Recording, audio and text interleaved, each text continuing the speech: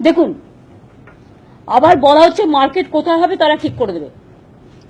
কি করে ঠিক করবে? ঠিক আছে, স্লটারের জন্য কি করে জানবে যদি কেউ দুধ দোয়াবে বলে গরু নিয়ে যায় কেনে?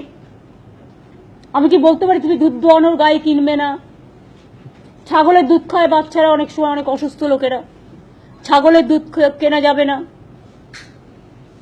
কখন বলে দেবে মুরগির ডিম খাওয়া যাবে না? আমি তো এখনো মনে করি, আমি ভেজিটেবল খুব ভালোবাসি এবং আমি একদম পক্ষে। উদ্ভিদের প্রাণ আছে, আলু কেন কাটা হবে? পটল কেন কাটা হবে? পেঁয়াজ কেন কাটা হবে? লাউ কেন কাটা হবে?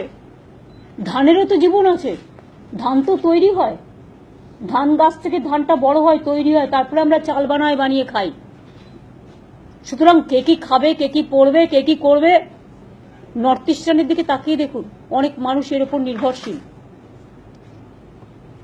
এক তো রমজান মাস চলছে, বেছে বেছে এই টাইমটাকেই বেছে নেওয়া হয়েছে, বেছে বেছে এই টাইমটাকেও বেছে নেওয়া হয়েছে।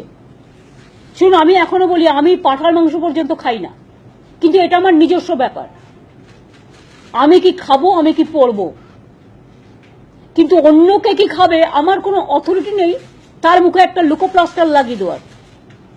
আমার তো মনে হয় ফার্স্ট লুকোপ্লাস্টার যারা আইনটা করেছে তাদের মুখে লাগিয়ে দেওয়া উচিত। তার কারণ হচ্ছে তারা কনস্টিটিউশনটা মেনে চলছেন না। কখনো বলে দিচ্ছে গরুর কানে আধার কার্ড, মানে গরু দুল পড়বে আধার কার্ডে। আবার কবে গরুর কানে নাকছাবি দেবে কে জানে। সাজাতে সাজাক না, কান ফুটো করলে বুঝি লাগে না? মেয়েদের কান ফুটো করলে লাগে না? তুমি তো ওকে কষ্ট দিচ্ছ। গরুর কানে আধার কার্ড, গরুর নাকে নাকছাবি, একটা করে সোনার হার দিতে পারে তো। গরু দেবতা গোমাতা আমরা সবাই পছন্দ করি, সবাই ভালোবাসি। গরু কি খায়? ঘাস খায়, খড় খায়, ভেজ খেয়ে বেঁচে থাকে। গরুর দুধ আমরা খাই। গরুর দুধ কেন খাবে? গরুর দুধ শুধু গরুর বাচ্চারা খাবে, ঠিক কি না? আমার যুক্তি দিয়ে তর্ক বলুন। গরুর দুধ শুধু গরুর বাচ্চারা খাবে, কেন অন্যরা খাবে কেন? তার মুখের আহার কেড়ে নিয়ে বেস্ট ফিডিংটাকে প্রমোট করা উচিত। সুতরাং বলতে গেলে অনেক কথা এসে যায়।